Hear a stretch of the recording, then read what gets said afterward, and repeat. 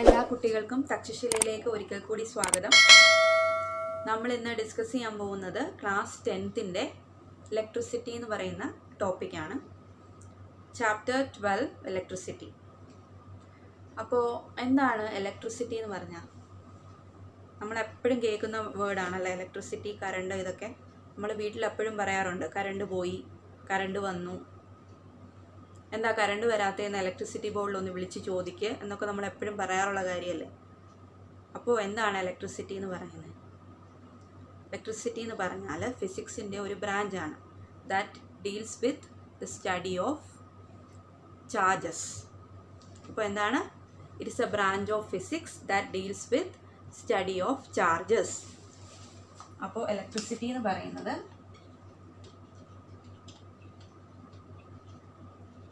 Study of charges. അപ്പോൾ electricity എന്ന് പറഞ്ഞാൽ it is a branch of physics that deals with the study of charges. മറന്നു പോകരുത് കേട്ടോ. Electricity is a branch of physics that deals with study of charges. ചാർജസിനെ പറ്റി കേട്ടിട്ടുണ്ട് നമ്മൾ. പോസിറ്റീവ് ചാർജ്, നെഗറ്റീവ് ചാർജ് എന്നൊക്കെ കേട്ടിട്ടില്ലേ? അപ്പോൾ ആ ചാർജുകളുടെ ഒരു സ്റ്റഡിയാണ് ഇലക്ട്രിസിറ്റി എന്ന് പറയുന്നത്. ഇലക്ട്രിസിറ്റി രണ്ട് ബ്രാഞ്ച് ഉണ്ട്. അപ്പോൾ ഫിസിക്സിൻ്റെ ഒരു ബ്രാഞ്ചാണ് ഇലക്ട്രിസിറ്റി. ഇലക്ട്രിസിറ്റിക്ക് അകത്തും രണ്ട് ബ്രാഞ്ചസ് ഉണ്ട്. അതെന്താണെന്ന് നമുക്ക് നോക്കാം. ഒന്ന് സ്റ്റാറ്റിക് ഇലക്ട്രിസിറ്റി. അപ്പോൾ ഫസ്റ്റ് വൺ എന്താണ്? Static electricity. Second one current electricity.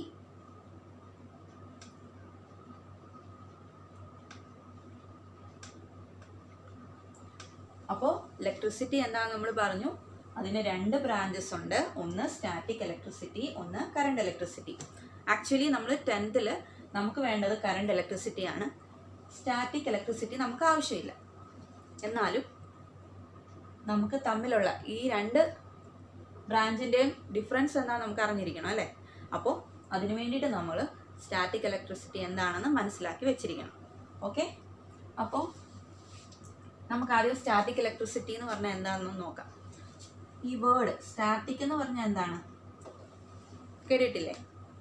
Static എന്ന് പറഞ്ഞാൽ സ്റ്റേഷനറി അല്ലെങ്കിൽ റെസ്റ്റ് എന്നാണ് അതിൻ്റെ മീനിങ്. അപ്പോൾ റെസ്റ്റ് അല്ലെങ്കിൽ സ്റ്റേഷനറി. അപ്പോൾ സ്റ്റാറ്റിക് എന്ന് പറഞ്ഞാൽ റെസ്റ്റ് അല്ലെങ്കിൽ സ്റ്റേഷനറി എന്നാണ് അതിൻ്റെ മീനിങ്. ഇലക്ട്രിസിറ്റി എന്ന് പറഞ്ഞാൽ നമ്മൾ മുന്നേ കണ്ടു, സ്റ്റഡി ഓഫ് ചാർജസ്. അപ്പോൾ ചാർജസ്. അപ്പോൾ ഇലക്ട്രിസിറ്റി എന്ന് പറഞ്ഞാൽ ചാർജസ്, സ്റ്റാറ്റിക് എന്ന് പറഞ്ഞാൽ റെസ്റ്റ് അല്ലെങ്കിൽ സ്റ്റേഷനറി. അപ്പോൾ ഇതിന് നമുക്ക് എങ്ങനെ സ്റ്റാറ്റിക് ഇലക്ട്രിസിറ്റിക്ക് എങ്ങനെയാണ് ഒരു ഡെഫിനിഷൻ ഉണ്ടാക്കുന്നത്? It is the study of charges at rest. അപ്പോൾ സ്റ്റാറ്റിക് ഇലക്ട്രിസിറ്റി എന്ന് പറഞ്ഞാൽ it deals with study of charges at rest. റെസ്റ്റിലിരിക്കുന്ന ചാർജസിൻ്റെ സ്റ്റഡിയാണ് സ്റ്റാറ്റിക് ഇലക്ട്രിസിറ്റി എന്ന് പറയുന്നത്. മനസ്സിലായോ? അപ്പോൾ ഇലക്ട്രിസിറ്റി എന്ന് പറയുന്നത് രണ്ട് ബ്രാഞ്ചസ് ഉണ്ട്. ഒന്ന് സ്റ്റാറ്റിക് ഇലക്ട്രിസിറ്റി, ഒന്ന് കറണ്ട് ഇലക്ട്രിസിറ്റി. അതിലെ സ്റ്റാറ്റിക് ഇലക്ട്രിസിറ്റി എന്ന് പറഞ്ഞു കഴിഞ്ഞാൽ, സ്റ്റാറ്റിക് എന്ന് പറഞ്ഞാൽ റെസ്റ്റ് അല്ലെങ്കിൽ സ്റ്റേഷനറി എന്ന് പറഞ്ഞാൽ മൂവ് ചെയ്യുന്നില്ല, ഒരിടത്ത് ഇരിക്കുക. അപ്പോൾ ഇലക്ട്രിസിറ്റി എന്ന് പറഞ്ഞാൽ ചാർജസ്. അപ്പോൾ ചാർജസ് മൂവ് ചെയ്യാതെ ഒരിടത്ത് ഇരിക്കുന്ന ഒരു ബ്രാഞ്ചിനെയാണ് അതിൻ്റെ സ്റ്റഡിയാണ് സ്റ്റാറ്റിക് ഇലക്ട്രിസിറ്റി എന്ന് പറയുന്നത്. അപ്പോൾ മനസ്സിലായോ? അപ്പം സ്റ്റാറ്റിക് ഇലക്ട്രിസിറ്റി എന്ന് പറയാൻ നമുക്ക് മനസ്സിലായി. അപ്പം ഇനി കറണ്ട് ഇലക്ട്രിസിറ്റി എന്ന് പറഞ്ഞാൽ എന്തായിരിക്കും? കറണ്ടിൻ്റെ മീനിങ് എന്താണ്? കറണ്ടിൻ്റെ മീനിങ് മോഷൻ. ഇലക്ട്രിസിറ്റി നമുക്കറിയാലോ, നമ്മളിപ്പോൾ കണ്ടു, ചാർജസ്.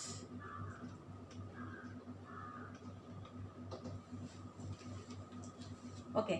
അപ്പോൾ കറണ്ട് ഇലക്ട്രിസിറ്റിയുടെ ഒരു ഡെഫിനിഷൻ എന്തായിരിക്കും? It is the branch that deals with study of charges in motion. അപ്പോൾ it deals with study of charges in motion. അപ്പോൾ ഇത് രണ്ടിനും നമുക്ക് എന്ത് മനസ്സിലായി? രണ്ടിനും കോമൺ ആയിട്ട് ചാർജസ് ഉണ്ട്. ഒരിടത്ത് ചാർജ് റെസ്റ്റിലാണ്, മറ്റേടത്ത് ചാർജ് മൂവ്മെൻ്റ് ഉണ്ട് ചാർജിന്. അപ്പോൾ ഇതാണ് ഇത് തമ്മിലുള്ള ഡിഫറൻസ്. ഇത് മാത്രമല്ല ഇനിയും ഉണ്ട്, നമുക്ക് എന്താണെന്ന് നോക്കാം. അപ്പോൾ ഇത് ഇത്ര നമുക്ക് നന്നായിട്ട് മനസ്സിലായല്ലോ. ഇലക്ട്രിസിറ്റി എന്ന് പറഞ്ഞാൽ ഫിസിക്സിൻ്റെ ഒരു ബ്രാഞ്ചാണ് that deals with study of charges. അപ്പോൾ അത് ഇലക്ട്രിസിറ്റി 2 ബ്രാഞ്ചസ് ഉണ്ട്. ഒന്ന് സ്റ്റാറ്റിക് ഇലക്ട്രിസിറ്റി. ഈ സ്റ്റാറ്റിക് ഇലക്ട്രിസിറ്റിയെ നമ്മൾ ഇലക്ട്രോസ്റ്റാറ്റിക്സ് എന്നും പറയും. ഓക്കെ, ഇതൊരു വലിയൊരു ബ്രാഞ്ചാണ്. ഇതിനെപ്പറ്റി നിങ്ങൾക്ക് ഇപ്പോൾ പഠിക്കേണ്ട, നിങ്ങൾക്ക് 12th പഠിക്കാനുണ്ട്, അന്നേരം ഡീറ്റെയിൽ ആയിട്ട് പഠിക്കും. നമുക്കിപ്പോൾ പഠിക്കേണ്ട 10th പഠിക്കേണ്ടത് നമുക്ക് കറണ്ട് ഇലക്ട്രിസിറ്റിയെ പറ്റിയാണ്. എന്നാലും സ്റ്റാറ്റിക്കും കറണ്ടും തമ്മിലുള്ള വ്യത്യാസം എന്താണെന്ന് നമ്മൾ മനസ്സിലായിരിക്കും. അപ്പോൾ സ്റ്റാറ്റിക് ഇലക്ട്രിസിറ്റി മനസ്സിലാക്കാൻ വേണ്ടിയിട്ട് ഞാനൊരു എക്സാമ്പിൾ പറയാം. നമ്മുടെ ഈ പെന്നുണ്ടല്ലോ, നമ്മൾ ഈ പെന്ന് ഒന്ന് റബ്ബ് ചെയ്തെന്ന് വെച്ചു. റബ്ബ് ചെയ്യുമ്പോൾ എന്ത് സംഭവിക്കുമെന്ന് അറിയാമോ? ഇതിൽ ഒരു ബോഡിയിൽ നിന്ന് മറ്റൊരു ബോഡിയിലേക്ക് ചാർജസ് ട്രാൻസ്ഫർ ആവും. അപ്പം ഞാനിത് റബ്ബ് ചെയ്യാം, ഒന്നിലൊരു ക്ലോത്ത് കൊണ്ടോ അല്ലെങ്കിൽ എൻ്റെ ഹെയറിലോട്ടോ റബ്ബ് ചെയ്തു. അപ്പോൾ ഒരു ചാർജിൻ്റെ ട്രാൻസ്ഫർ നടന്നിട്ട് ആ ചാർജ് ഈ റബ്ബ് ചെയ്തതിൻ്റെ അറ്റത്തോട്ട് അക്യുമുലേറ്റ് ചെയ്ത് അത് അവിടെ ഇരിക്കും. അതിന് മൂവ്മെൻ്റ് ഒന്നുമില്ല. ആ എവിടെയാണോ റബ്ബ് ചെയ്തത് അവിടെ അത് അക്യുമുലേറ്റ് ചെയ്ത് അവിടെ ഇരിക്കും. നിങ്ങൾ കേട്ടിട്ടുണ്ടായിരിക്കും, നമ്മൾ ചീപ്പുണ്ടല്ലോ, അതായത് കോമ്പ് നമ്മൾ എന്തെങ്കിലും ക്ലോത്തിൽ റബ്ബ് ചെയ്തിട്ട് ചെറിയ പേപ്പറിൻ്റെ ചെറിയ പേപ്പറിൻ്റെ തുണ്ട് ഇങ്ങനെ ഇട്ടിട്ട് അതിൻ്റെ അടുത്തേക്ക് നമ്മൾ ആ റബ്ബ് ചെയ്ത കോമ്പ് കൊണ്ട് വെച്ച് കഴിഞ്ഞാൽ അത് അട്രാക്റ്റ് ചെയ്യും. അതെന്ന് പറഞ്ഞാൽ ശരിക്കും സ്റ്റാറ്റിക് ഇലക്ട്രിസിറ്റിയാണ്. എന്ന് പറഞ്ഞാൽ അവിടെ റബ്ബ് ചെയ്യുമ്പോൾ ചാർജസ് ട്രാൻസ്ഫർ ആവുന്നുണ്ട്. അപ്പോൾ ചാർജസ് ട്രാൻസ്ഫർ ആയിട്ട് അതിൻ്റെ അറ്റത്തേക്ക് കോമ്പ് റബ്ബ് ചെയ്യുമ്പോൾ കോമ്പിൻ്റെ അറ്റത്തേക്ക് ചാർജസ് അക്യുമുലേറ്റ് ആവും. അതുകൊണ്ടാണ് അത് ആ പേപ്പറിൻ്റെ പീസസിനെ അട്രാക്റ്റ് ചെയ്യുന്നത്. ഇപ്പം മനസ്സിലായോ? സ്റ്റാറ്റിക് ഇലക്ട്രിസിറ്റിക്ക് എക്സാമ്പിൾ പറഞ്ഞപ്പം കുറച്ചുകൂടെ കൺസെപ്റ്റ് ക്ലിയർ ആയോ? അപ്പോൾ നമ്മൾ റബ്ബ് ചെയ്യുമ്പോൾ അതിൻ്റെ അറ്റത്തേക്ക് പോസിറ്റീവോ അല്ലെങ്കിൽ നെഗറ്റീവോ ചാർജ് അക്യുമുലേറ്റ് ആവും.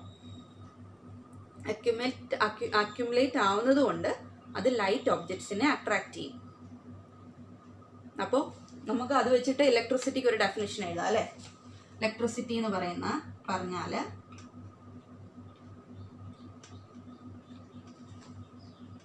It is A property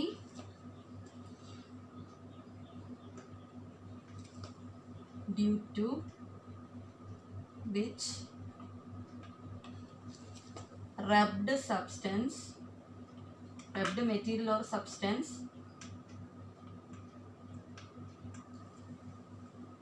attracts light objects.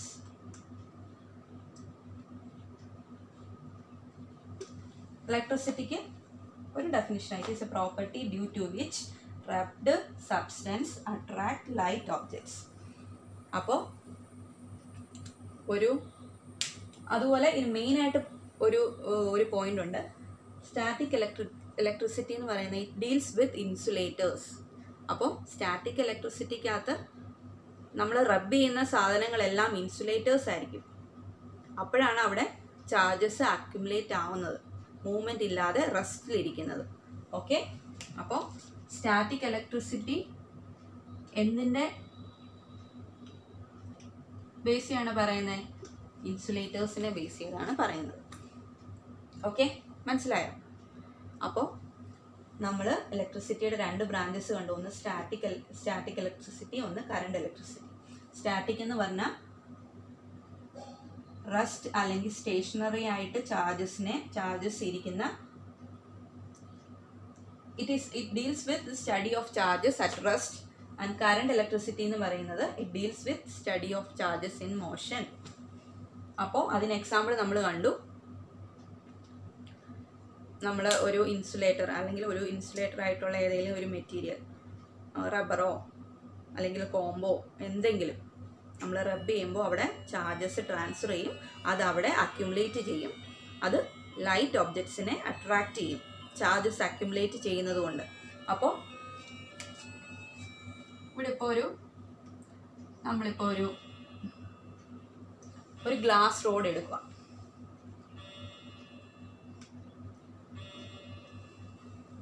ഇതിനെ ഒരു സിൽക്ക് കൊണ്ട് റബ്ബ് ചെയ്യുന്നു, ഒരു സിൽക്കിൻ്റെ ക്ലോത്ത് കൊണ്ട് റബ്ബ് ചെയ്തു.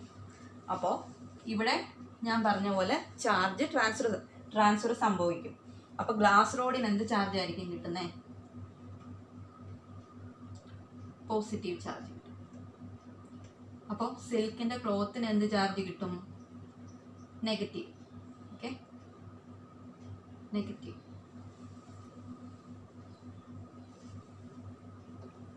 ഇതാണ് ശരിക്കും സ്റ്റാറ്റിക് ഇലക്ട്രിസിറ്റി എന്ന് പറയുന്നത്. അപ്പോൾ റബ്ബിങ് അല്ലെങ്കിൽ ഫ്രിക്ഷൻ കൊണ്ടുണ്ടാവുന്ന ഒരു ചാർജ് അക്യുമുലേറ്റ് ആവുന്ന ഒരു സ്റ്റഡിയാണ് നമ്മൾ സ്റ്റാറ്റിക് ഇലക്ട്രിസിറ്റിയിൽ നടത്തുന്നത്. അപ്പോൾ ഇതിന് വേറൊരു പേരും കൂടിയുണ്ട്, ഫ്രിക്ഷണൽ ഇലക്ട്രിസിറ്റി എന്നും പറയും. ഫ്രിക്ഷണൽ ഇലക്ട്രിസിറ്റി കാരണം റബ്ബിങ് അല്ലെങ്കിൽ ഫ്രിക്ഷൻ കൊണ്ടുണ്ടാവുന്ന, അതുകൊണ്ടല്ലേ ചാർജസ് അക്യുമുലേറ്റ് ആവുന്നത്. അങ്ങനെയാണ് ഫ്രിക്ഷണൽ ഇലക്ട്രിസിറ്റി എന്ന് പറയുന്നത്. അപ്പോൾ ഇത്രയും കാര്യങ്ങൾ മനസ്സിലായാലും അപ്പോൾ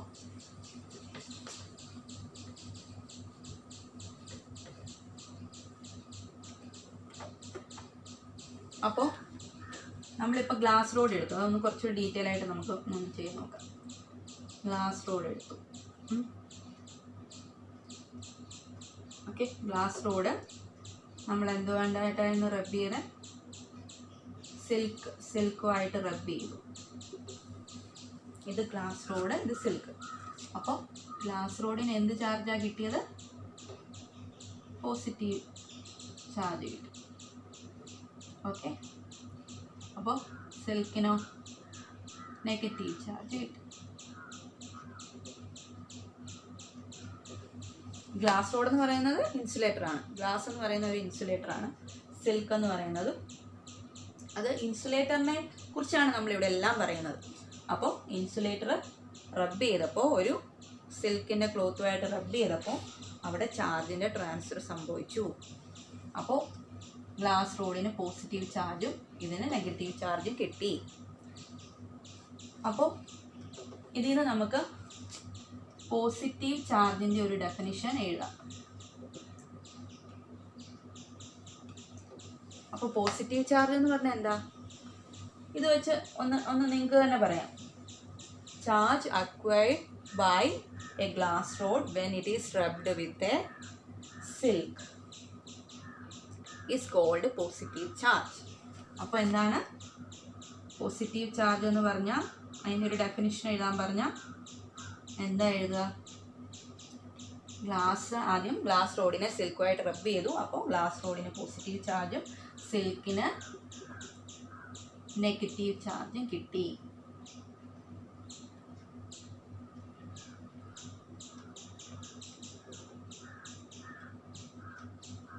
ഓക്കെ, അപ്പോൾ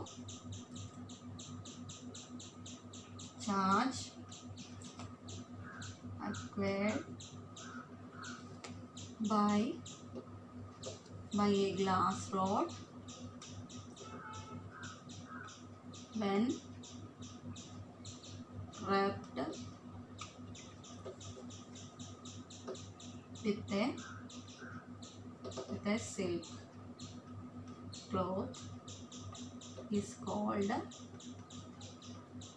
positive charge.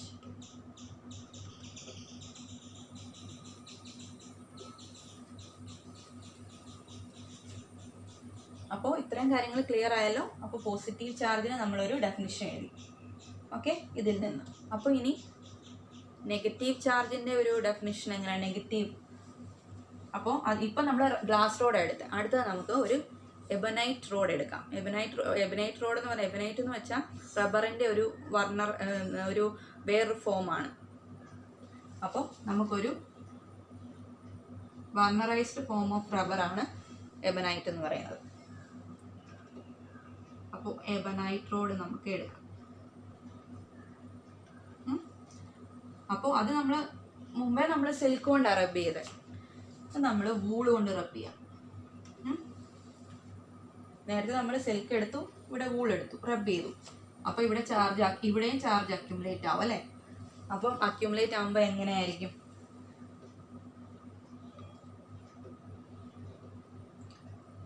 ഇവിടെ പോസിറ്റീവ് അല്ല, പകരം എബനൈറ്റ് റോഡിന് കിട്ടുന്നത് നെഗറ്റീവ് ചാർജാണ്.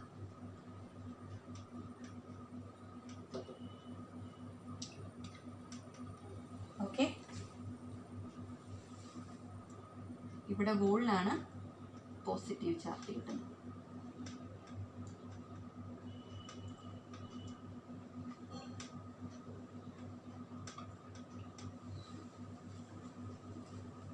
അപ്പോൾ നെഗറ്റീവ് ചാർജിന് ഇവിടെ നമുക്കൊരു ഡെഫിനിഷൻ എങ്ങനെ എഴുതാം?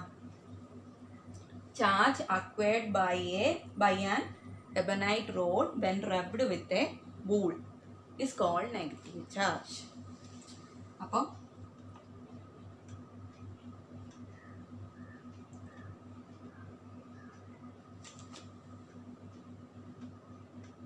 by an ebonite rod when rubbed with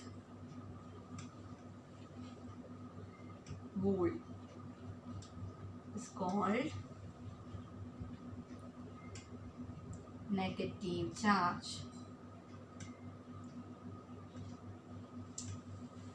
ശരിക്കും നമുക്ക് സ്റ്റാറ്റിക് ഇലക്ട്രിസിറ്റി നമ്മുടെ ഇതിൽ പഠിക്കാനില്ല എങ്കിലും നമുക്ക് ഇതൊക്കെ മനസ്സിലാക്കിയിരുന്നാലേ നമുക്ക് ആ ഡിഫറൻസ് മനസ്സിലാവത്തുള്ളൂ.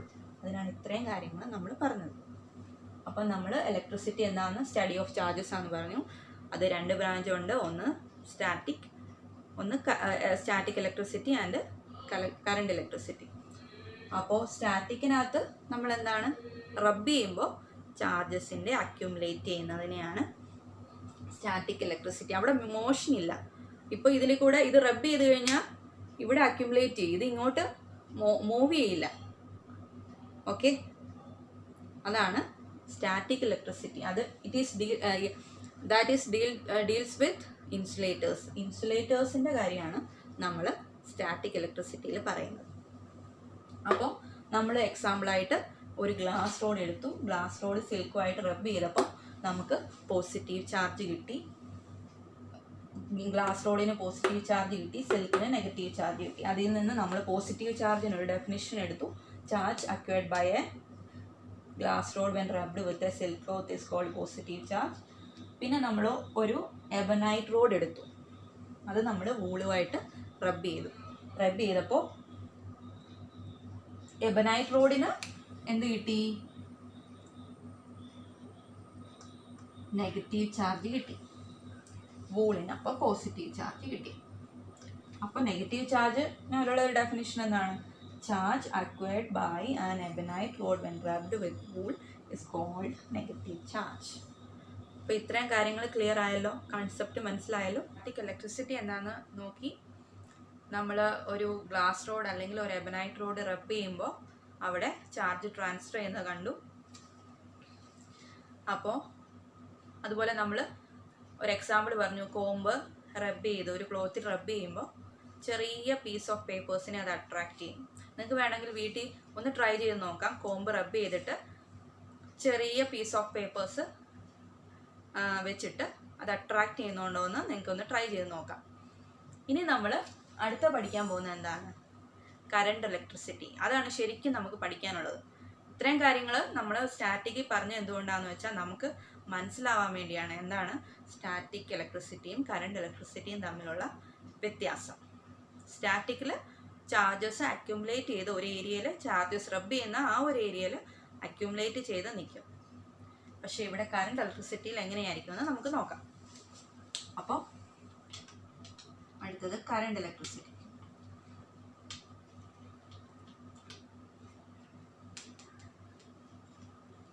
കറണ്ട് ഇലക്ട്രിസിറ്റിയിൽ എന്താണെന്ന് നമ്മൾ ഓൾറെഡി പറഞ്ഞു. It deals with motion of charges. എന്ന് വെച്ചാൽ കറണ്ട് എന്ന് പറഞ്ഞാൽ എന്താണ്? മോഷൻ. ഇലക്ട്രിസിറ്റി എന്ന് പറഞ്ഞാൽ ചാർജസ്. അപ്പോൾ it deals with charges in motion. അവിടെ ചാർജസ് റെസ്റ്റ് ആണെങ്കിൽ ഇവിടെ ചാർജസ് മൂവിങ് ആണ്. അപ്പോൾ എങ്ങനെയായിരിക്കും എന്ന് നമുക്ക് നോക്കാം.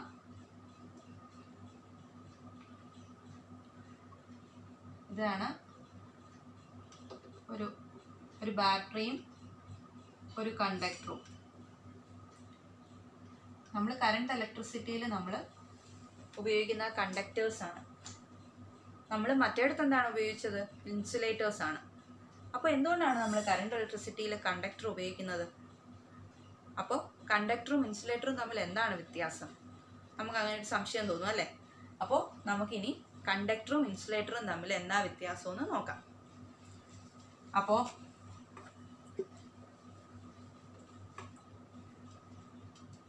Conductor, insulator. ഓക്കെ, കണ്ടക്ടറിന്റെ പ്രത്യേകത എന്താണ്? It allows the movement of charges through them. Conductor, ഒരു മെറ്റീരിയൽ കണ്ടക്ടർ ആവണമെങ്കിൽ the material that will allow charges to pass through them, അതിലൂടെ ചാർജസിനെ മൂവ്മെന്റിനെ അനുവദിക്കുന്ന മെറ്റീരിയലാണ് കണ്ടക്ടേഴ്സ് എന്ന് നമ്മൾ വിളിക്കുന്നത്. The material that allows charges to flow through them.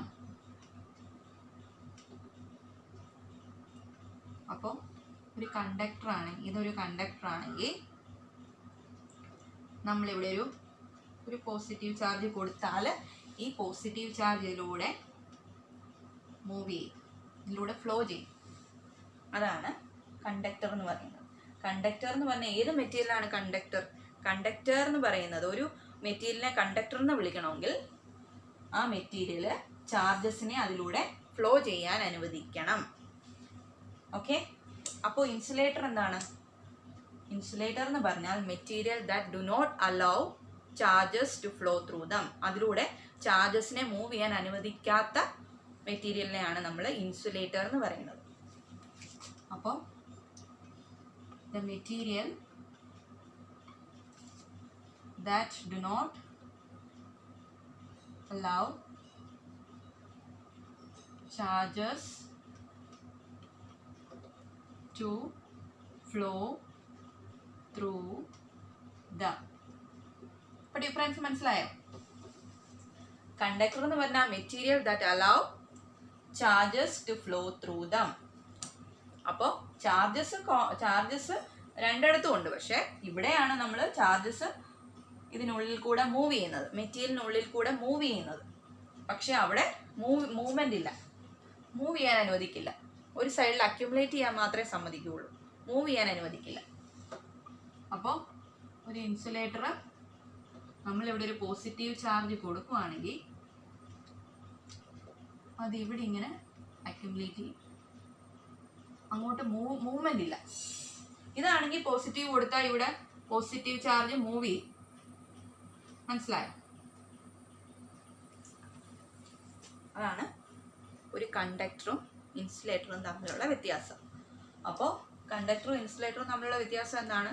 Conductor will allow charges to flow through them, but insulator do not allow charges to flow through them. അപ്പോൾ ഒരു പോസിറ്റീവ് ചാർജ് നമ്മൾ കൊടുക്കുകയാണെങ്കിൽ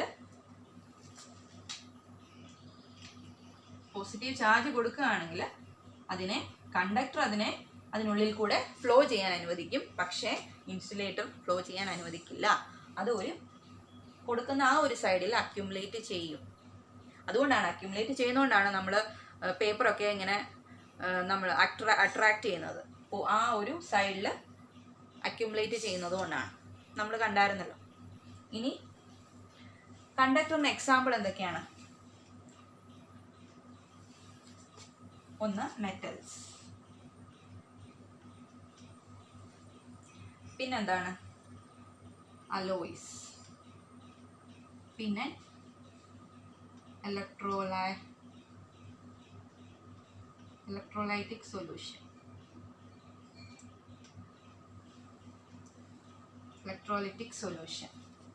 ഓക്കെ. അപ്പോൾ കണ്ടക്ടേഴ്സിന് example എന്താണ്? Metal, alloy എന്ന് പറഞ്ഞു കഴിഞ്ഞാൽ നമ്മൾ മെറ്റൽസിൽ കുറച്ച് ഇമ്പ്യൂരിറ്റീസ് ആഡ് ചെയ്യുമ്പോഴാണ് അലോയ്സ് ഉണ്ടാകുന്നത്. അലോയ്ക്ക് ഒരു എക്സാമ്പിളാണ് സ്റ്റീല്. അതുപോലെ ഇലക്ട്രോലിറ്റിക് സൊല്യൂഷൻസ് എല്ലാം ഗുഡ് കണ്ടക്ടേഴ്സ് ഓഫ് ഇലക്ട്രിസിറ്റി ആണ്. അതെന്ന് പറഞ്ഞാൽ acid solution, base solution, salt solution, ഇതെല്ലാം ഇലക്ട്രോലിറ്റിക് സൊല്യൂഷൻ ആണ്.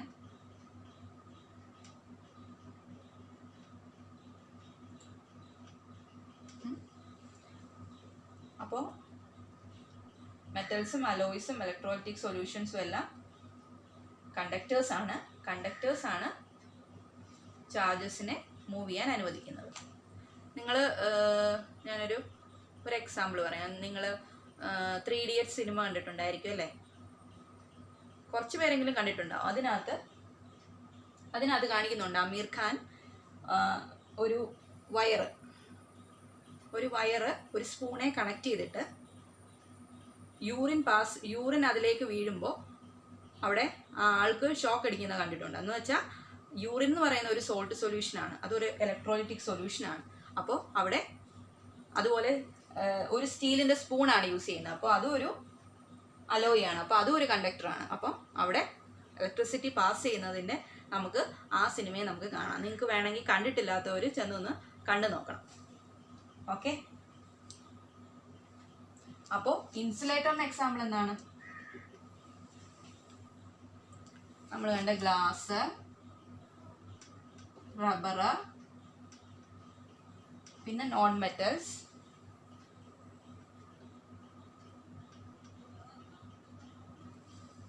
ഈ നോൺ മെറ്റൽസിന് ഒരു എക്സെപ്ഷൻ ഉണ്ട്. ഗ്രാഫൈറ്റ് എന്ന് പറയുന്ന ഒരു നോൺ മെറ്റലാണ്, പക്ഷേ അതൊരു കണ്ടക്ടറാണ്. ചില എക്സെപ്ഷനിലൊക്കെ ഉണ്ടാവും. അപ്പോൾ നമ്മൾ കണ്ടക്ടർ കണ്ടു, ഇൻസുലേറ്റർ കണ്ടു. അപ്പോൾ ഇതിൻ്റെ ഡിഫറൻസ് നന്നായിട്ട് മനസ്സിലായിട്ടുണ്ടല്ലോ. കണ്ടക്ടർ എന്ന് പറഞ്ഞാൽ material that allow charges to flow through them. അപ്പം നമ്മൾ ഒരു ചാർജ് നമ്മൾ കൊടുക്കുകയാണെങ്കിൽ അത് അതിനുള്ളിൽ കൂടെ ഫ്ലോ ചെയ്യും. അതിന് എക്സാമ്പിൾസ് ആണ് മെറ്റൽ, അലോയ്സ്, ഇലക്ട്രോലിറ്റിക് സൊല്യൂഷൻ. അതുപോലെ ഇൻസുലേറ്ററിനോ material that do not allow charges to flow through them. അതിന് എക്സാമ്പിളാണ് ഗ്ലാസ്, റബ്ബർ, നോൺ മെറ്റൽസ്, ഇതൊക്കെ.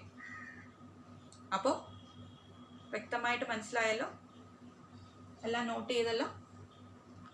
അപ്പോൾ നമുക്ക് പഠിക്കാനുള്ളത് ഞാൻ പറഞ്ഞു. നമ്മൾ ഇലക്ട്രിസിറ്റിയിൽ 2 ബ്രാഞ്ചസ് കണ്ടു. അതിൽ കറണ്ട് ഇലക്ട്രിസിറ്റിയാണ് പഠിക്കാനുള്ളത്, ഞാൻ ഓൾറെഡി പറഞ്ഞു. കറണ്ട് ഇലക്ട്രിസിറ്റിക്കകത്ത് നമ്മൾ കണ്ടക്ടർ കണ്ടു, ഇൻസുലേറ്റർ. അതിൽ നമുക്ക് കണ്ടക്ടറാണ് വേണ്ടത്. അതിൽ കണ്ടക്ടേഴ്സാണ് ഇലക്ട്രിസിറ്റി പാസ് ചെയ്യാൻ അനുവദിക്കുന്നത്. അപ്പോൾ കണ്ടക്ടേഴ്സ് വേണം നമുക്ക് പഠിക്കാനുള്ള. കണ്ടക്ടേഴ്സാണ്. ആ കണ്ടക്ടേഴ്സിനകത്ത് മെറ്റൽസ് ആണ് നമുക്ക് പഠിക്കാനുള്ളത്. അപ്പോൾ ഇനി നമുക്ക് എന്താ, മെറ്റൽസും നോൺ മെറ്റൽസും തമ്മിൽ എന്താ വ്യത്യാസവും നോക്കാം. അപ്പം മെറ്റൽസ് കണ്ടക്ടറാണ്, നോൺ മെറ്റൽസ് ഇൻസുലേറ്റർ ആണെന്ന് നമ്മൾ പറഞ്ഞു. അപ്പോൾ എങ്ങനെയാണ് മെറ്റൽ കണ്ടക്ട് ചെയ്യുന്നത്, എങ്ങനെയാണ് ചാർജിനെ മൂവ് ചെയ്യാൻ അനുവദിക്കുന്നത്, എന്തുകൊണ്ടാണ് നോൺ മെറ്റൽസ് ഒന്നും അനുവദിക്കാത്തത്, നമുക്ക് ഒന്ന് നോക്കാം.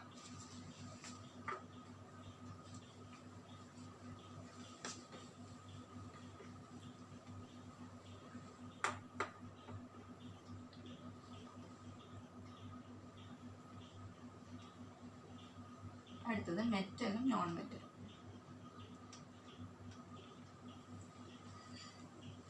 മെറ്റലും നോൺ മെറ്റലും തമ്മിൽ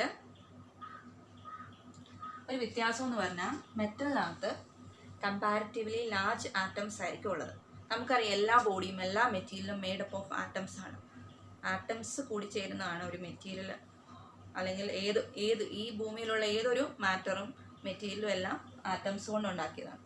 അപ്പോൾ മെറ്റൽസിനകത്തുള്ള ആറ്റംസ് എന്ന് പറഞ്ഞാൽ കമ്പാരിറ്റീവ്ലി ലാർജ് ആറ്റം എന്ന് പറഞ്ഞാൽ വലിപ്പം കൂടുതലുള്ള ആറ്റം ആയിരിക്കും. അപ്പോൾ ഫസ്റ്റ് പോയിന്റ് എന്താണ്? കമ്പാരിറ്റീവ്ലി ലാർജ് ആറ്റംസ് ആയിരിക്കും ഇതിനകത്തുള്ളത്. അപ്പോൾ ഇതിനകത്ത്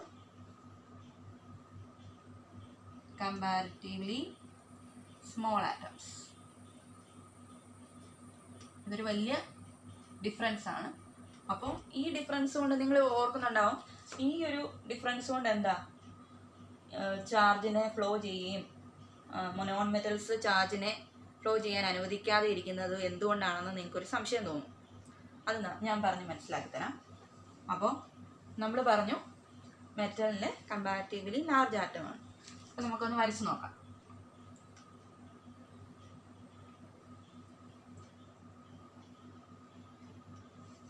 ഇത് ന്യൂക്ലിയസിൽ പ്രോട്ടോൺസ് ഉണ്ട്, പോസിറ്റീവ്. ഇവിടെ എല്ലാം ഇലക്ട്രോൺസ് ആണ്. ഓക്കെ, ഇലക്ട്രോൺസ് ഒരു ആറ്റത്തിനകത്ത് ന്യൂക്ലിയസ് ഉണ്ട്, പ്രോട്ടോൺസ് ഉണ്ട്, ഇലക്ട്രോൺസ് ഉണ്ട്. നമ്മൾ ഓൾറെഡി പഠിച്ചിട്ടുള്ളതാണ്. അപ്പോൾ ഓക്കെ, അപ്പോൾ ഈ ന്യൂക്ലിയസ് എപ്പോഴും ഈ ഓർബിറ്റ് ചെയ്യുന്ന ഇലക്ട്രോൺസിൽ ഒരു ഫോഴ്സ് അപ്ലൈ ചെയ്യും, ഒരു സെൻട്രിപെറ്റൽ ഫോഴ്സ് അപ്ലൈ ചെയ്യുന്നത് കൊണ്ടാണ് ശരിക്കും ഇതിങ്ങനെ റൊട്ടേറ്റ് ചെയ്യുന്നത്. ഒരു കൺട്രോൾ ഉണ്ട് ഇതിനെപ്പോഴും.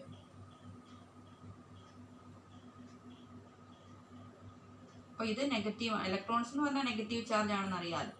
അപ്പോൾ നിങ്ങൾ ഓർക്കും ഇലക്ട്രോൺസ് എന്തുകൊണ്ടാണ് ഈ അട്രാക്ട് ചെയ്യേണ്ടത്, പോസിറ്റീവ് നെഗറ്റീവ് വരുമ്പോൾ അട്രാക്ട് ചെയ്യേണ്ടത്, എന്താണ് അങ്ങനെ സംഭവിക്കാത്തത്? അപ്പോൾ നിങ്ങളൊന്ന് ഓർത്ത് നോക്കിക്കുക, ഒരു സോളാർ സിസ്റ്റം, സൂര്യൻ്റെ ചുറ്റും എർത്ത് ഇങ്ങനെ റൊട്ടേറ്റ് ചെയ്യാണ്. അവിടെ ഒരു ഫോഴ്സ് അപ്ലൈ ചെയ്യുന്നുണ്ട്, സൺ ഒരു ഫോഴ്സ് അപ്ലൈ ചെയ്യുന്നുണ്ട്. അത് അവിടെ ഗ്രാവിറ്റേഷണൽ ഫോഴ്സ് ആണ്. അതുകൊണ്ടാണ് ഇങ്ങനെ ഓർബിറ്റ് ചെയ്യുക. അവിടെ അട്രാക്ട് ചെയ്ത് ഇങ്ങനെ ഒന്നിച്ചിരിക്കുകയാണ്, അല്ലല്ലോ, അതിന് ചുറ്റും ഇങ്ങനെ ഓർബിറ്റ് ചെയ്യുകയാണ്. അതുപോലെ ഇവിടെ ഒരു ഫോഴ്സ് അപ്ലൈ ചെയ്യുന്നുണ്ട്, ഒരു സെൻട്രിപെറ്റൽ ഫോഴ്സ് ഉണ്ട്. അതുകൊണ്ടാണ് അതിന് ചുറ്റും ഇങ്ങനെ കിടന്ന് റൊട്ടേറ്റ് ചെയ്യുന്നത്. അപ്പോൾ ഇത് കമ്പാരിറ്റീവ്ലി ലാർജ് ആറ്റം ആണെന്ന് പറഞ്ഞു. അപ്പോൾ ലാർജ് ആറ്റം ആവുന്നതുകൊണ്ട് എന്താണ് ഇവിടെ സംഭവിക്കുന്നതെന്നറിയാം. ഈ ഔട്ടർ മോസ്റ്റ് ഷെല്ലിൽ നിന്ന് ഒരു ഇലക്ട്രോണ് പുറത്തേക്ക് സ്കിപ്പാവും, പുറത്തേക്ക് ഇങ്ങനെ ചാടും. അതെന്തുകൊണ്ടാണെന്ന് വെച്ചാൽ ആറ്റത്തിൻ്റെ ഈ ഒരു കൺട്രോൾ ഉണ്ടെന്ന് പറഞ്ഞില്ലേ, കൺട്രോള് ഒത്തിരി ലാർജ് ആറ്റം ആയതുകൊണ്ട് അത്രയും ഒരു ഫോഴ്സ്, ഒരു കൺട്രോൾ പുറത്തേക്കുള്ള ഷെല്ലിന് കിട്ടുന്നില്ല. അതുകൊണ്ടാണ് ഒരു ഇലക്ട്രോൺ സ്കിപ്പ് ചെയ്യുന്നത്. അത് പറഞ്ഞ് അതിൻ്റെ കൺസെപ്റ്റ് മനസ്സിലാക്കാൻ ഞാനൊരു എക്സാമ്പിൾ പറയാം. ഇപ്പോൾ ഒരു കുട്ടി, ഇപ്പോൾ എറണാകുളത്ത് താമസിക്കുന്ന ഒരു കുട്ടി, അതിൻ്റെ അച്ഛനും അമ്മയും അതിനെ ദൂരെ പഠിക്കാൻ വിട്ടു. കുറച്ച് ദൂരെ, തിരുവനന്തപുരത്തോ അല്ലെങ്കിൽ എറണാകുളം അല്ലെങ്കിൽ തമിഴ്നാട്ടിലോ പഠിക്കാൻ വിട്ടു എന്ന് വിചാരിക്കുക. അങ്ങനെയാണെങ്കിൽ ആ കുട്ടി ഒന്ന് പേരൻസിൻ്റെ കൺട്രോളിൽ നിന്ന് പോകാൻ ഇത്ര ദൂരെ ആയതുകൊണ്ട് ഒരു ചെറിയ ചാൻസ് ഇല്ലേ? ഹോസ്റ്റലിൽ താമസിക്കുന്ന എല്ലാ കുട്ടികളും കറങ്ങിയടിച്ച് നടക്കത്തില്ല. എന്നാലും നമ്മളൊരു പറയാണ്, ചില പിള്ളേർ അങ്ങനെ കറങ്ങിയടിച്ച് അച്ഛനും അമ്മയും പറയുന്ന അനുസരിക്കാതെ നടക്കുന്നതിന് ഒരു ചാൻസ് ഉണ്ടല്ലേ. അച്ഛൻ്റെ അമ്മയുടെ അടുത്തുനിന്നല്ലാതെ നമുക്ക് ദൂരെ പോയി താമസിക്കുന്ന പഠിക്കാൻ വിടുന്ന പിള്ളേർക്ക് അച്ഛൻ്റെ അമ്മയുടെയും കൺട്രോളിൽ നിന്നല്ലാതെ കറങ്ങി നടക്കാനും ക്ലാസ് സ്കിപ്പ് ചെയ്യാനും ഒക്കെ ഒരു ചാൻസ് ഉണ്ട്. അതുപോലെ തന്നെയാണ് ഇവിടെ. ഇത് പേരൻ്റാണെന്ന് വിചാരിക്കാം, ഇത് കുട്ടികളാണെന്ന് വിചാരിക്കാം. അപ്പോൾ ഒത്തിരി ദൂരെയുള്ള കുട്ടിക്ക് പേരൻറ്റിൻ്റെ കൺട്രോളിൽ നിന്ന് പുറത്തു പോകാനുള്ളൊരു ചാൻസ് ഉണ്ട്. അതുപോലെ ഈ മെറ്റൽ ആറ്റംസ്, അതിനുള്ളിലുള്ള ആറ്റംസിൻ്റെ സൈസ് ലാർജർ ആയതുകൊണ്ട് ഈ ഔട്ടർ മോസ്റ്റിലുള്ള ഷെല്ലിനകത്തെ ഇലക്ട്രോൺസ് പുറത്തേക്ക് ചാടാനുള്ള ഒരു ചാൻസ് ഉണ്ട്. അങ്ങനെ അത് ചാടും. പക്ഷേ ഇവിടെ എന്താ സംഭവിക്കുന്നതെന്ന് വെച്ചാൽ, ഇവിടെ കമ്പാരിറ്റീവ്ലി സ്മോൾ ആണെന്ന് പറഞ്ഞില്ലേ. അപ്പോൾ ഇവിടെ ആ സെയിം കൺസെപ്റ്റ് നമുക്ക് നോക്കാം. ഇപ്പോൾ കൊച്ചി താമസിക്കുന്ന ഒരു അച്ഛനും അമ്മയും കുട്ടികളും അടുത്തുള്ള സ്കൂളിൽ പഠിക്കാൻ വിടുന്നു. സ്കൂളിൽ പോകുന്നു, തിരിച്ച് വീട്ടിൽ വരുന്നു. പേരൻസിൻ്റെ ഒരു കൺട്രോള് പിള്ളേരിലുണ്ട്. അപ്പോൾ അവർക്കതിൽ നിന്ന് അച്ഛൻ്റെ അമ്മയുടെയും കൺട്രോളിൽ നിന്ന് മാറിപ്പോകാനായിട്ട് പറ്റത്തില്ല. കാരണം അച്ഛൻ്റെ അമ്മയുടെയും കൂടെ അടുത്ത് നിൽക്കുന്നവരാണ്. അതാണ് ഇവിടെ സംഭവിക്കുന്നത്. ഇവിടെ ലാർജ് ആറ്റം ആയതുകൊണ്ട്, ഡിസ്റ്റൻസ് കൂടുതലുള്ളതുകൊണ്ടും, പേരൻറ്റിൻ്റെ അല്ലെങ്കിൽ സെൻറ്ററിൻ്റെ ഒരു കൺട്രോള് കിട്ടാത്തത് കൊണ്ട് ചില ഇലക്ട്രോൺസ് അതിൽ നിന്ന് സ്കിപ്പ് ചെയ്യും. ഇവിടെ ഇലക്ട്രോൺസ് ഒന്നും സ്കിപ്പ് ചെയ്യുന്നില്ല. അതുകൊണ്ടാണ് അപ്പോൾ ഇവിടെ ഇലക്ട്രോൺസ് സ്കിപ്പ് ചെയ്തപ്പോൾ ഇവിടെ എന്താ സംഭവിച്ചേ? ഫ്രീ ചാർജ് കാരിയേഴ്സ് ഉണ്ടായി. ഇവർ ഫ്രീ ആണ്, അച്ഛൻ്റെ അമ്മയുടെയും കൺട്രോളിൽ നിന്ന് പുറത്തു വന്നു. അപ്പോൾ ഇലക്ട്രോൺസ് ഫ്രീ ആയി. ഇവിടെ അങ്ങനെ ഫ്രീ ആയിട്ടില്ല. അപ്പോൾ ഇവിടെ നമ്മൾ ഒരു മെറ്റലിൻ്റെ റോഡ് എടുക്കുകയാണെങ്കിൽ മെറ്റൽ വയർ എടുക്കാം. മെറ്റലിൻ്റെ വയർ എടുക്കുമ്പോൾ ഇവിടെ എങ്ങനെയാണ്? അതിനകത്ത് ഇപ്പം നമ്മൾ ഓരോ ആറ്റത്തിൻ്റെ കാര്യം പറഞ്ഞു. അപ്പോൾ ഒരു മെറ്റലിൻ്റെ വയർ എടുത്താൽ അതിനകത്ത് ഒരുപാട് ആറ്റംസ് ഉണ്ടാവും. അപ്പോൾ ആ ആറ്റംസിൽ നിന്നെല്ലാം ഒരു ഇലക്ട്രോൺസ് വെച്ച് സ്കിപ്പ് ചെയ്ത് കഴിഞ്ഞാൽ എത്ര ഇലക്ട്രോൺസ് ഉണ്ടാവും? എത്ര ഫ്രീ ചാർജ് കാരിയേഴ്സ് ഉണ്ടാവും? നോക്കിക്കേ. ആ ഫ്രീ ചാർജ് കാരിയേഴ്സാണ് ഇതിനുള്ളിൽ കിടന്ന് മൂവ് ചെയ്യുന്നത്. അതുകൊണ്ടാണ് മെറ്റൽസ് കണ്ടക്ടറാണെന്ന് പറയുന്നത്. മനസ്സിലായോ?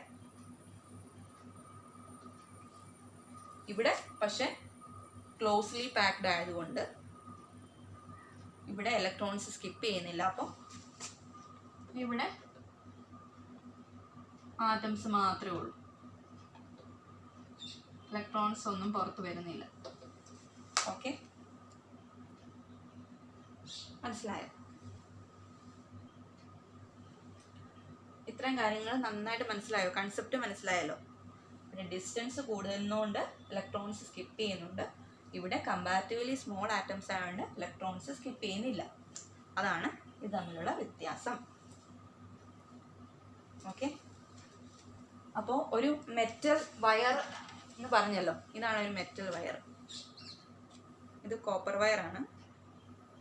അപ്പോൾ ഇതിനകത്ത് ഒത്തിരി ഫ്രീ ഇലക്ട്രോൺസ് കാണും, ഒത്തിരി ആറ്റംസ് ഉണ്ടാവും. ആറ്റംസിൽ നിന്ന് സ്കിപ്പ് ചെയ്യുന്ന ഒത്തിരി ഇലക്ട്രോൺസ് ഉണ്ടാവും.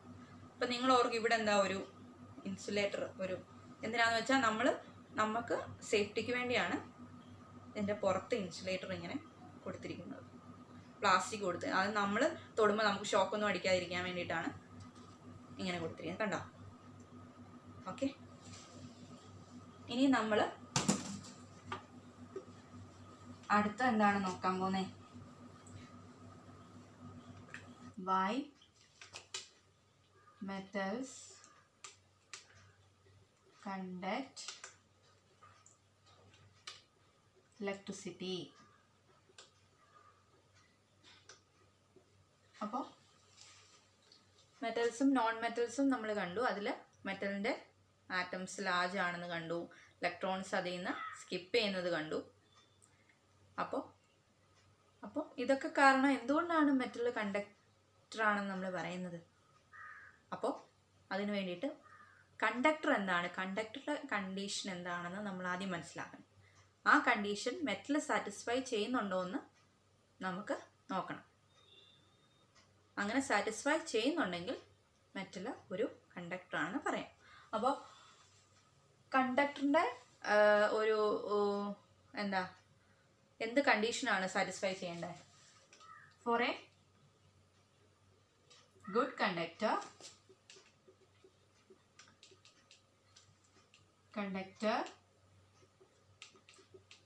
it must possess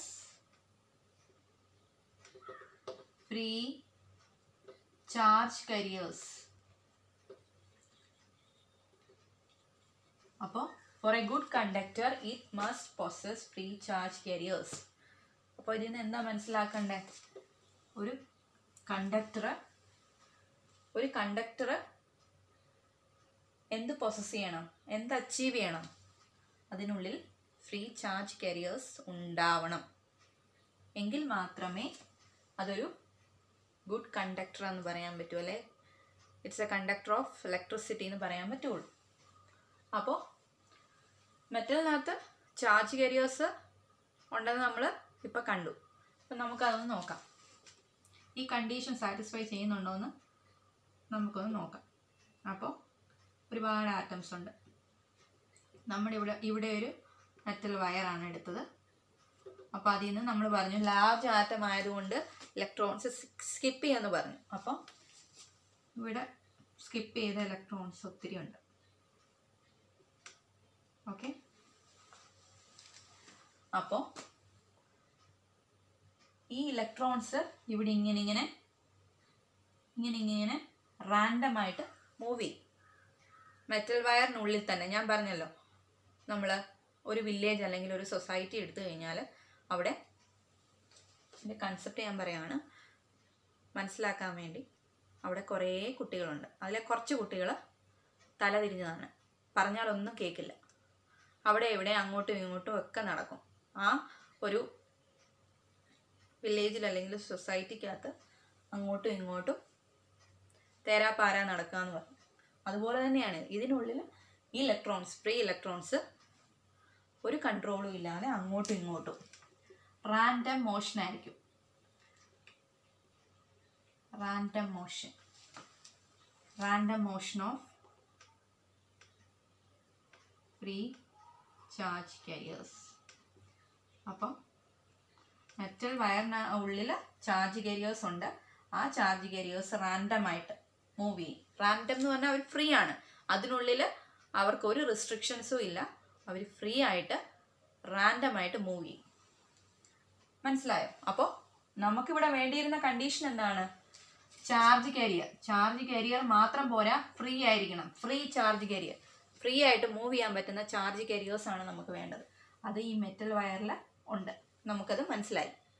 ഓക്കെ, അതുകൊണ്ടാണ് മെറ്റലിനെ ഒരു ഗുഡ് കണ്ടക്ടർ ഓഫ് ഇലക്ട്രിസിറ്റി എന്ന് പറയുന്നത്. It is A conductor. Okay, അത്രയും നല്ല ക്ലിയർ ആയോ? ഇനി ഇപ്പോൾ നമ്മൾ ഒരു മെറ്റൽ വയർ അതെന്തുകൊണ്ട് കണ്ടക്ടറായി ഇതൊക്കെ കണ്ടു. ഇനി നമുക്ക് ഒരു metal wire without cell and with cell എന്ത് സംഭവിക്കുമെന്ന് നോക്കാം.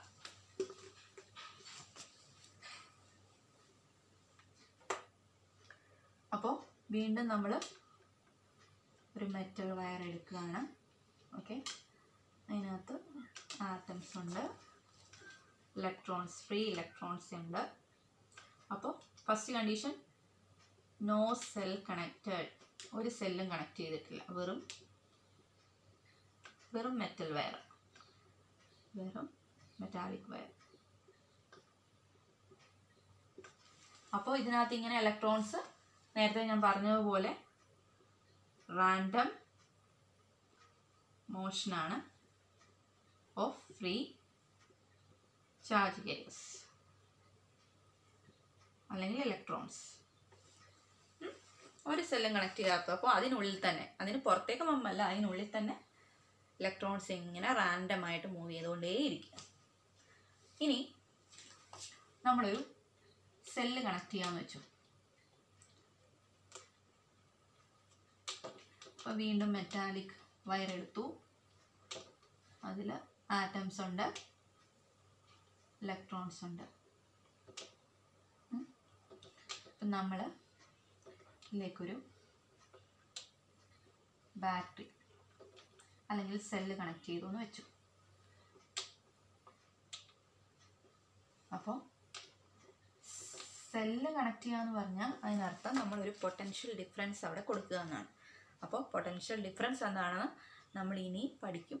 ഇപ്പോൾ ഒരുപാട് ചിന്തിക്കേണ്ട, ഇത്രയും മനസ്സിലാക്കിയാൽ മതി. ഒരു ബാറ്ററി അല്ലെങ്കിൽ ഒരു സെല്ല് കൊടുത്തു, അപ്പോൾ അവിടെ ഒരു പോസിറ്റീവും ഒരു നെഗറ്റീവും വന്നു. അപ്പോൾ ഞാൻ മനസ്സിലാക്കാൻ വേണ്ടി പറയാം. നമ്മൾ ഓൾറെഡി പറഞ്ഞു, കുറച്ച് പിള്ളേർ നമ്മൾ കൺസെപ്റ്റ് മനസ്സിലാക്കാൻ വേണ്ടി പറഞ്ഞു. ഒരു വില്ലേജ് അല്ലെങ്കിൽ സൊസൈറ്റി കുറച്ച് പിള്ളേർ പറഞ്ഞ അനുസരിക്കാതെ തല തിരിഞ്ഞ് നടക്കുന്ന കുറച്ച് പിള്ളേരുണ്ടെന്ന് പറഞ്ഞു. അപ്പോൾ ആ പിള്ളേരെ നന്നാക്കാൻ വേണ്ടിയിട്ട് നമ്മളൊരു പോലീസിനെ വിളിച്ചു, അല്ലെ ഒരു പോലീസ് ഡിപ്പാർട്ട്മെൻറ്റിനോട് പറഞ്ഞു. അപ്പോൾ അവർ വന്നു. അപ്പോൾ ഈ സെല്ലിനെ ഒരു പോലീസ് ഡിപ്പാർട്ട്മെൻറ്റ് അല്ലെ പോലീസായിട്ട് കണക്കാക്കുകയാണെങ്കിൽ ഇവിടെ നമ്മൾ നെഗറ്റീവ് കൊടുത്താൽ നെഗറ്റീവ് എപ്പോഴും ഒരേ ചാർജസ് റിപ്പൽ ചെയ്യും. അപ്പം ഇവിടുന്ന് ഇലക്ട്രോൺസ് മൂവ് ചെയ്യും. അപ്പോൾ പോലീസുകാർ വന്നിട്ട് എന്ത് ചെയ്യും? ഈ കുട്ടികളെ നല്ല വഴിക്ക് പറഞ്ഞ് മനസ്സിലാക്കി നല്ല പോസിറ്റീവിൻ്റെ അടുത്തേക്ക് കൊണ്ടുവരും, പോസിറ്റിവിറ്റിയുടെ അടുത്തേക്ക് കൊണ്ടുവരും. അപ്പം ഇലക്ട്രോൺസ് ഇവിടെ റിപ്പൽ ചെയ്ത് ഈ ഇലക്ട്രോൺസ് എല്ലാം ഇങ്ങോട്ട് പോകും, പോസിറ്റീവിൻ്റെ അടുക്കേട്ട് പോകും. അപ്പോൾ ഇവിടുന്ന് വീണ്ടും ഇലക്ട്രോൺസ് പുറത്തേക്ക് വരും, വീണ്ടും ഇതിങ്ങനെ വീണ്ടും മൂവ് ചെയ്യും, വീണ്ടും പോസിറ്റീവിൻ്റെ അടുത്ത് അങ്ങനെ ഇങ്ങനെ നടന്നുകൊണ്ടിരിക്കും. അങ്ങനെ ഇവിടെ ഒരു കറണ്ട് ഫോം ആവും. ഇവിടെ ഈ ഇലക്ട്രോൺസിൻ്റെ മൂവ്മെൻറ്റ് കൊണ്ടുണ്ടാകുന്ന കറണ്ടിന് നമ്മൾ ഇലക്ട്രോണിക് കറണ്ട് എന്നാണ് പറയുന്നത്. Okay, electronic current. അപ്പോൾ ഇവിടെ എന്താണ് ശരിക്കും സംഭവിച്ചത്? ഇവിടെ ഒരു നെഗറ്റീവ് ഒരു ബാറ്ററി അല്ലെ ഒരു സെല്ല് നമ്മൾ കൊടുത്തപ്പോൾ ഇവിടുത്തെ ഇലക്ട്രോൺസ് എല്ലാം ഇവിടുന്ന് റിപ്പലായി പോസിറ്റീവ് സൈഡിലേക്ക് വന്നു. പോസിറ്റീവ് സൈഡിലേക്ക് വന്നു. വീണ്ടും ഇലക്ട്രോൺസിൻ്റെ ഇത് ഇവിടുന്ന് പുറത്തോട്ട് പോയി വീണ്ടും അത് പോസിറ്റീവിലേക്ക് വന്നു. അങ്ങനെ ഇവിടെ ഒരു കറണ്ട് ഫോമായി.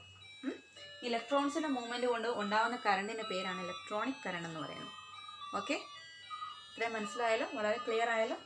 അപ്പോൾ ഒരു മെറ്റാലിക് വയർ ഒരു സെല്ലും കണക്ട് ചെയ്യാതെ ഇരിക്കുമ്പോൾ അതിനകത്ത് ആറ്റംസ് ഉണ്ട്. ഇത് ആറ്റംസ്, ഇത് ഫ്രീ ഇലക്ട്രോൺസ്.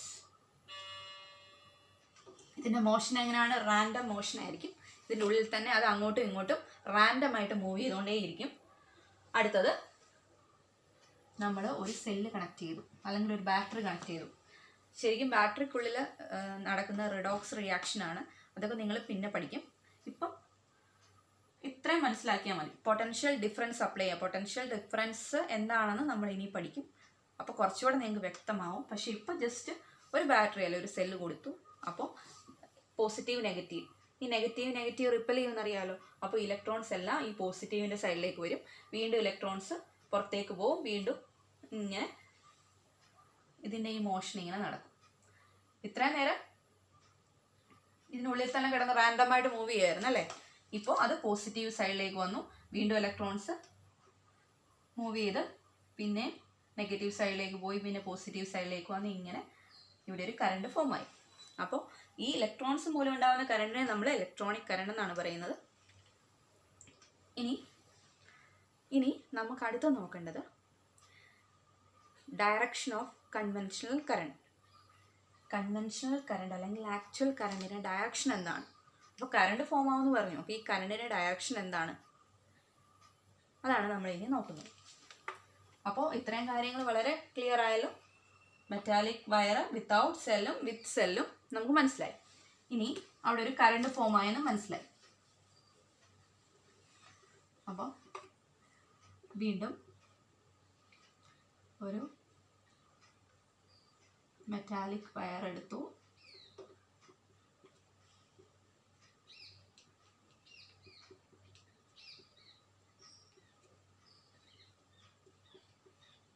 സെല്ല് കണക്ട് ചെയ്തു, അല്ലെങ്കിൽ ബാറ്ററി കണക്ട് ചെയ്തു. അപ്പോൾ നമ്മൾ പറഞ്ഞു ഇതൊരു കറണ്ട് ഫോമായെന്ന് പറഞ്ഞു, ഇലക്ട്രോണിക് കറണ്ട് ആണെന്നൊക്കെ പറഞ്ഞു.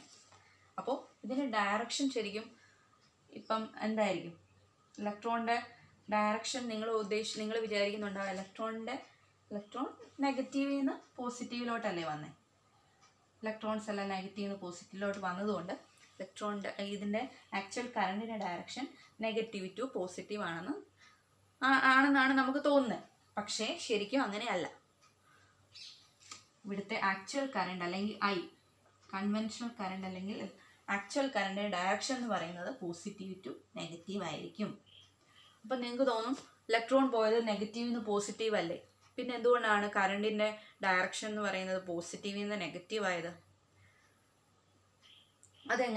എന്തുകൊണ്ടാണെന്ന് ഞാൻ നിങ്ങൾക്ക് പറഞ്ഞ് മനസ്സിലാക്കി തരാം.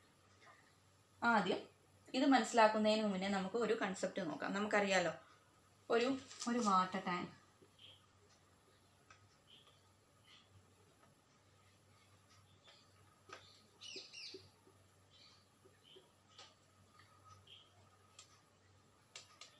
അപ്പോൾ ഇവിടെ ഇത്രയും വെള്ളമുണ്ട്, ഇവിടെ ഇത്രയും വെള്ളമുണ്ട്. ഓക്കെ, അപ്പം ഇവിടെയാണ് വെള്ളം കൂടുതൽ. അപ്പോൾ വെള്ളം കൂടുതലുള്ളിടത്തു നിന്നാണ് ഒരു ഹൈയിൽ നിന്നാണ് ലോയിലോട്ട് വാട്ടർ ട്രാൻസ്ഫർ ചെയ്യുന്നത് അല്ലേ. ലോയിൽ നിന്ന് ഹൈയിലോട്ട് വെള്ളം തന്നെ മൂവ് ചെയ്യും. നമ്മൾ വാട്ടർ ടാങ്ക് എവിടെയാണ് വെക്കാറ്? നമ്മുടെ ടെറസിൻ്റെ മുകളിൽ, അങ്ങ് ടോപ്പിലാണ് വെക്കുന്നത്. എന്തുകൊണ്ടാണ്? വെള്ളം മുകളിൽ നിന്ന് താഴെ പൈപ്പിൽ കൂടെ വരാൻ വേണ്ടിയിട്ടാണ് നമ്മൾ ചെയ്യുന്നത്. അതുപോലെ തന്നെ അപ്പോൾ ഹൈയിൽ നിന്ന് ലോയിലേക്കാണ് വെള്ളം ഒഴുകുന്നത്. അതുപോലെ തന്നെയാണ് ഒരു എന്താ പറയുന്ന ഒരു വിൻഡിൻ്റെ മൂവ്മെൻറ്റ് നോക്കുകയാണെങ്കിൽ ഹൈ പ്രഷർ റീജിയനിൽ നിന്നാണ് ലോ പ്രഷർ റീജിയനിലേക്കാണ് വിൻഡ് മൂവ് ചെയ്യുന്നത് അല്ലേ. അതുപോലെ തന്നെ ഹോട്ട് ബോഡിയും കോൾഡ് ബോഡിയും എടുക്കുക.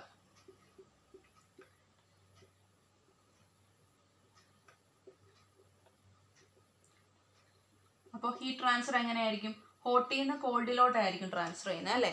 അപ്പോൾ വാട്ടറിൻ്റെ കേസ് എടുത്താലും ഹോട്ട് ബോഡി ടു കോൾഡ് ബോഡിയുടെ കേസ് എടുത്താലും പിന്നെ നമ്മുടെ വിൻഡിൻ്റെ കേസ് എടുത്താലും ഹൈ ടു ലോ അല്ല, ഹൈ പ്രഷറിൽ നിന്ന് ലോ പ്രഷർ റീജിയനിലേക്ക് വരും. അതുപോലെ ഹോട്ട് ബോഡിയിൽ നിന്ന് കോൾഡ് ബോഡിയിലേക്ക് വരും. അപ്പോൾ നമ്മൾ ആക്ച്വലി പറഞ്ഞു കഴിഞ്ഞാൽ ആദ്യം കണ്ടുപിടിച്ചത് കറണ്ടാണ്. ഒരു 600 BCയിൽ നമ്മൾ കറണ്ട് കണ്ടുപിടിച്ചു. അപ്പോൾ നമ്മുടെ ഈ കൺസെപ്റ്റ് ഒന്നും നമ്മൾ കണ്ടുപിടിച്ചിട്ടില്ലായിരുന്നു. അപ്പോൾ ഈ ഒരു കൺസെപ്റ്റിൻ്റെ ബേസ് ചെയ്ത് നമ്മൾ കണ്ടുപിടിച്ചത് കറണ്ടിൻ്റെ ഡയറക്ഷൻ പോസിറ്റീവ് ടു നെഗറ്റീവ് ആണെന്നാണ്. അപ്പോൾ പോസിറ്റീവിൽ നിന്ന് നെഗറ്റീവിലേക്കാണ് കറണ്ട് ഫ്ലോ എന്നാണ് നമ്മൾ കണ്ടുപിടിച്ചത്. അപ്പോൾ ഇപ്പം നമ്മൾ മനസ്സിലാക്കി ഇലക്ട്രോൺസിൻ്റെ മൂവ്മെൻറ്റ്, ഇലക്ട്രോൺസ് നെഗറ്റീവിൽ നിന്ന് പോസിറ്റീവിലേക്കാണ് വരുന്നതെന്ന്. പക്ഷേ എന്നിരുന്നാലും നമുക്ക് ഇതിനെ മാറ്റാൻ പറ്റില്ല. കാരണം ഇവിടെ പോസിറ്റീവിൽ നിന്ന് നെഗറ്റീവിൽ നിന്ന് പോസിറ്റീവിലേക്കാണ് കറണ്ട് എന്ന് പറഞ്ഞു കഴിഞ്ഞാൽ ഈ കൺസെപ്റ്റൊക്കെ തെറ്റായി പോകത്തില്ലേ. അപ്പോൾ ഇത്ര മനസ്സിലാക്കിയാൽ മതി. ഇലക്ട്രോണിൻ്റെ മൂവ്മെൻറ്റ് എപ്പോഴും നെഗറ്റീവ് ടു പോസിറ്റീവ് ആയിരിക്കും. പക്ഷേ കറണ്ടിൻ്റെ ഡയറക്ഷൻ എന്ന് പറയുന്നത് പോസിറ്റീവ് ടു നെഗറ്റീവ് ആണ്. ഇലക്ട്രോണിൻ്റെ മൂവ്മെൻറ്റിൻ്റെ ഓപ്പോസിറ്റ് ആണ് ആക്ച്വൽ കറണ്ടിൻ്റെ ഡയറക്ഷൻ. മനസ്സിലായോ? അപ്പോൾ നമ്മൾ സെല്ല് കണക്ട് ചെയ്തപ്പോൾ ഇലക്ട്രോൺസ് എല്ലാം പോസിറ്റീവ് സൈഡിലേക്ക് വന്നു. ഈ നെഗറ്റീവും റിപ്പൽ ചെയ്ത് ഇലക്ട്രോൺസ് എല്ലാം നെഗറ്റീവ് സൈഡിൽ നിന്ന് പോസിറ്റീവ് സൈഡിലേക്ക് വന്നു. അങ്ങനെ ഇവിടെ ഒരു കറണ്ട് ഉണ്ടായി, ഇലക്ട്രോണിക് കറണ്ട് ഉണ്ടായി. പിന്നെ ആക്ച്വൽ കറണ്ടിൻ്റെ കൺവെൻഷണൽ അല്ലെങ്കിൽ ആക്ച്വൽ കറണ്ടിൻ്റെ ഡയറക്ഷൻ എന്ന് പറയുന്നത് പോസിറ്റീവ് ടു നെഗറ്റീവ് ആണ്. ഓക്കെ, മനസ്സിലായല്ലോ? അത് നമ്മൾ പറഞ്ഞ ഈ കൺസെപ്റ്റ് ഹൈ ടു ലോ, വെള്ളം ഒഴുകുന്നത് ഹൈറ്റ് കൂടിയ റീജിയനിൽ നിന്ന് ഹൈറ്റ് കുറഞ്ഞ റീജിയനിലേക്കായിരിക്കും. അതുപോലെ നമ്മൾ പറഞ്ഞ പോലെ ഹോട്ട് ബോഡിയിൽ നിന്ന് കോൾഡ് ബോഡിയിലേക്കായിരിക്കും ഹീറ്റ് ട്രാൻസ്ഫർ ചെയ്യുന്നത്. അതുപോലെ തന്നെയാണ് ആ കൺസെപ്റ്റിൽ നിന്ന് അതുപോലെ ഹോട്ട് ബോഡിയിൽ നിന്ന് കോൾഡ് ബോഡിയിലേക്കായിരിക്കും ഹീറ്റ് ട്രാൻസ്ഫർ ചെയ്യുന്നത്. ആ സെയിം കൺസെപ്റ്റ് ഉപയോഗിച്ചാണ് കറണ്ട് പോസിറ്റീവ് ടു നെഗറ്റീവിലേക്കാണ് കറണ്ടിൻ്റെ ഫ്ലോ എന്ന് നമ്മൾ പറഞ്ഞത്.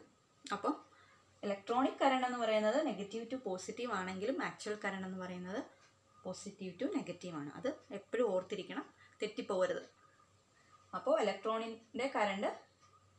ഇലക്ട്രോണിൻ്റെ മൂവ്മെൻറ്റ് നെഗറ്റീവ് ടു പോസിറ്റീവ് ആണ്, അതിൻ്റെ ഓപ്പോസിറ്റാണ് നമ്മുടെ ആക്ച്വൽ കറണ്ട്. ഇത്രയും കൺസെപ്റ്റ് വളരെ ക്ലിയർ ആണല്ലോ. ഇനി നമുക്ക് കുറച്ച് ഫിസിക്കൽ ടേംസും ഫിസിക്കൽ ക്വാണ്ടിറ്റീസും പഠിക്കാനുണ്ട്. Electric current, electric charge, potential difference, resistance and resistivity, Joule's law, Ohm's law, അങ്ങനെ കുറച്ച് കാര്യങ്ങൾ പഠിക്കാനുണ്ട്. ഇത്രയും കാര്യങ്ങൾ ക്ലിയർ ആണെങ്കിൽ മാത്രമേ നമുക്കത് പഠിക്കാൻ പറ്റുള്ളൂ. അപ്പോൾ നിങ്ങൾക്ക് നന്നായിട്ട് മനസ്സിലായിട്ടുണ്ടെങ്കിൽ തീർച്ചയായിട്ടും കമൻറ്റ് ചെയ്യണം, ലൈക്ക് ചെയ്യണം. അതുപോലെ നല്ലപോലെ ടെക്സ്റ്റ് വായിച്ച് പഠിക്കണം. അപ്പോൾ ബാക്കി നമുക്ക് അടുത്ത ക്ലാസ്സിൽ കാണാം. Okay, thank you.